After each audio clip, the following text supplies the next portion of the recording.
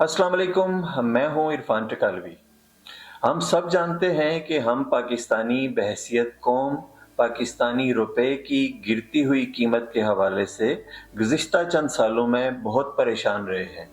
हमने मुसलसल गिरावट देखी है।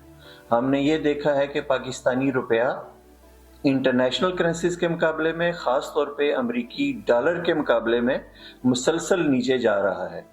ये परेशानी की बात तो है, अगरचे गुज़िश्ता साल डेढ़ साल से हमें इस्तेहकाम देखने को मिल रहा है। हमें नज़र आ रहा है कि रुपया 279-280 रुपए के लगभग डॉलर के मुकाबले में रुका हुआ है, लेकिन फिर भी ये डर लगा रहता है कि किसी वक्त इतनी बड़ी गिरावट हो जाएगी, इतनी बड़ी डिवैल्यूएशन हो जाएगी कि महंगाई का एक नया तूफान आ जाएगा। ये बिल्कुल नेचुरल है, लेकिन क्या ये अनहोनी बात है? क्या ये बिल्कुल अनोखी बात है? क्या दुनिया के और बड़े ममालिक ऐसे नहीं हैं, ऐसी मईशतें नहीं हैं जिनकी करेंसियाँ पाकिस्तान की तरह या पाकिस्तान से भी ज़्यादा कमज़ोर हैं? आज के इस मुख्तसर व्लॉग में हम आपको 10 ऐसे ममालिक बता रहे हैं जिनकी इकानमीज़ ओवरऑल पाकिस्तान की निस्बत खुशहाल नज़र आती हैं, या कम अज़ कम हम समझते हैं कि वो खुशहाल हैं, लेकिन उनकी करेंसीज पाकिस्तान की निस्बत कमज़ोर हैं, और कुछ तो बहुत ही कमज़ोर हैं, बिल्कुल इतनी कि आप ये समझें कि उनकी ज़मीन पे कोई वैल्यू बाकी नहीं रह गई। सबसे पहले हम अपने सामने लेबनान को रखते हैं। अगरचे लेबनान को हालिया अरसे में बहुत सारे क्राइसिस का, बहरानों का सामना करना पड़ा है, लेकिन लबनान को एक रोमानवी अंदाज में देखा जाता है, रोमान को एक टूरिस्ट अट्रैक्शन के तौर पे देखा जाता है, और ये समझा जाता है कि लबनानी माशरा और एक खुशहाल माशरा है। ये समझा जाता है कि लबनान की मईशत एक मुनासिब मईशत है, लेकिन आज लबनान की करेंसी एक अमरीकी डॉलर के मुकाबले में तकरीबन 90,000 को पहुंच रही है। इसका मतलब क्या है? इसका मतलब ये है कि एक पाकिस्तानी रुपए के मुकाबले में लबनान के आप 320 जो करेंसी है उनकी वो खरीद सकते हैं। इसके अलावा आगे चल के मैं आपको बताता चलूं कि हमारे पड़ोस में ईरान है। ईरान के पास तेल भी है, गैस भी है। ईरान पाकिस्तान से कई गुना ज्यादा तरक्की याफ्ता है, लेकिन ईरान की करेंसी जो है वो इस वक्त एक डॉलर के मुकाबले में 42,000 रुपए है। यानी एक पाकिस्तानी रुपए के मुकाबले में आप ईरान के 150 रियाल खरीद सकते हैं, और ये तो हम बता रहे हैं ऑफिशियल रेट। मैंने ईरान 4-5 मरतबा विजिट किया है, मैंने खुद वहां पे जाके देखा है कि अगर ऑफिशियल रेट 40-42,000 रुपए है, तो बाहर आम मार्केट में और इवन टैक्सी वाले जो आम दुकानदार हैं वो भी आपको एक डॉलर के मुकाबले में 60-65 हजार और कई दफा इससे ज्यादा रियाल देने को भी तैयार होते हैं। तो दूसरे नंबर पे ईरान है। तीसरे नंबर पे भी एक नुमाया मुल्क है, वो है वियतनाम। वियतनाम की करेंसी जो है वो एक डॉलर के मुकाबले में इस वक्त 25,000 से ज्यादा है। यानी जब आप 1 रुपए के वियतनाम की करेंसी लेना चाहें तो कम अज कम आप 90 ले सकते हैं। ये है पाकिस्तान की और वियतनाम की करेंसी का तकाबल।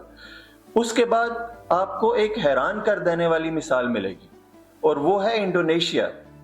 इंडोनेशिया जो 30 करोड़ लोगों का मुल्क है, G20 का भी मेंबर है, वो उसकी करेंसी भी पाकिस्तान के मुकाबले में बहुत कम है।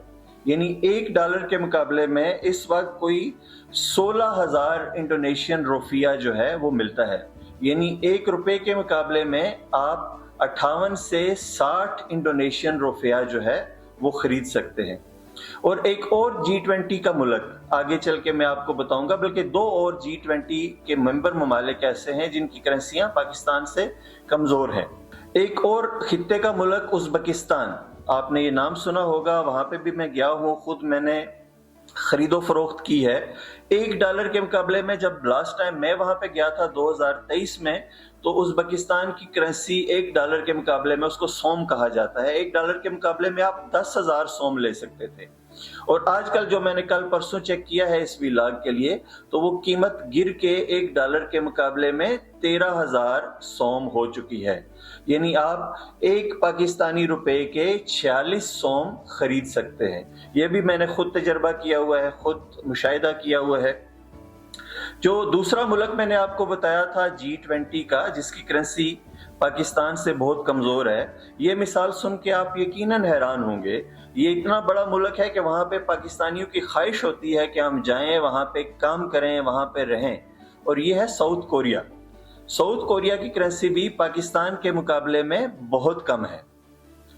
اس وقت اگر آپ $1 چینج کروائیں تو ساؤتھ کوریا کے تقریباً 1400-1500 جو وون ہے، وون ان کی کرنسی کا نام ہے، وہ ملتے ہیں، یعنی پاکستان کے $1 کے مقابلے میں تقریباً 3.25 ساؤتھ کوریا کے وون آپ کو ملتے ہیں۔ اس کے بعد ارجنٹینا کو ہم سب جانتے ہیں کہ ایک بڑا ملک ہے لیٹن امریکہ کا، اس کے بھی تقریباً $1 کے آپ کو تقریباً 950 سے 1000 تک ان کا جو پیسو ہے وہ ملتا ہے، یعنی ایک پاکستانی روپے کے مقابلے میں ارجنٹینا کے آپ کو 3-3.5 پیسوز جو ہیں وہ اویلیبل ہیں۔ ارجنٹینا کے بعد چلی، تقریباً یہی معاملہ ہے، 900 سے 1000 کے درمیان۔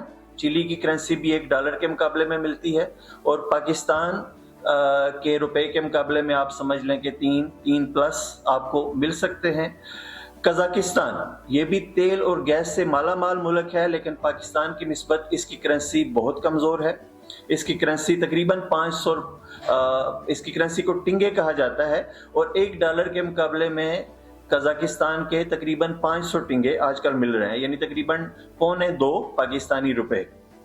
اور آخری جو 10واں ملک میں آپ کو بتانے جا رہا ہوں، یہ سن کے آپ اس لیے حیران ہوں گے کہ یہ ملک یورپ کا بھی حصہ ہے اور یورپین یونین کا بھی حصہ ہے۔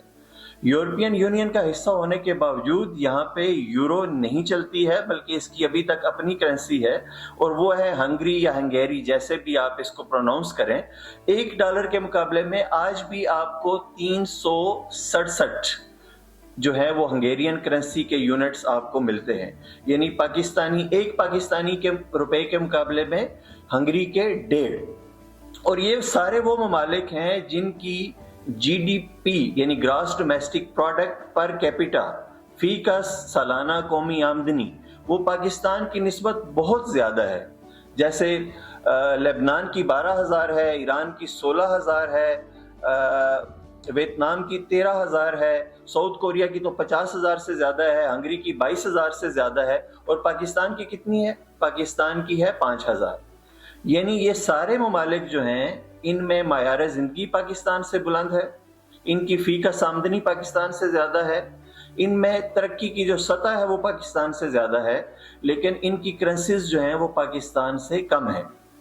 اب اسی کے ساتھ ملتی جلتی میں آپ کو 2 مثالیں بتاتا ہوں۔ ایک مثال تو ہے ترکی کی۔ جب میں پہلی دفعہ ترکی گیا تو یہ تقریباً 21 سال پہلے کا واقعہ ہے۔ اس وقت آپ حیران ہو جائیں گے کہ $1 کے مقابلے میں ترکی کے 14 لاکھ لیراز ملتے تھے آپ کو، اور یہ ہمارا خود اپنا مشاہدہ ہے، اپنا تجربہ ہے کہ ہم ناشتہ کرتے تھے، ہم کھانا کھاتے تھے، تو ہمیں لاکھوں میں نہیں، ملینز میں نہیں، بلکہ 3 یا 4 بندوں کا جب گروپ ہو تو ہمیں کروڑوں میں لیراز ادا کرنے پڑتے تھے۔ پھر ٹرکی نے کیا کیا تھا؟